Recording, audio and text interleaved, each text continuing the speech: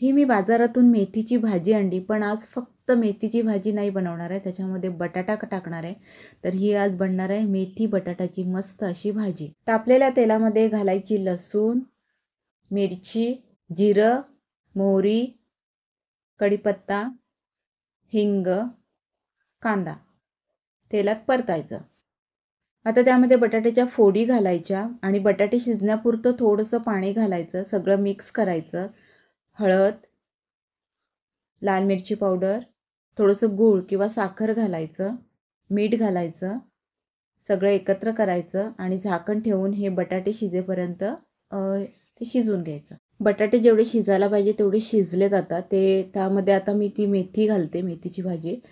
झाकून ठेवून 1-2 मिनटं भाजी शिजवून घ्यायची. त्यानंतर व्यवस्थित मिक्स करायची. चवीनुसार मीठ घालायचं आणि थोड्या वेळाने ही भाजी आपली तयार होईल. चवीला छान लागते. आपण जे गूळ टाकलं आहे त्यामुळे थोडंसं गुळाचा गोडवा आणि चवीचं मेथी म्हटल्यावर थोडा कडवटपणा असतो. चवीला एकदम छान लागते ही भाजी. करून पहा.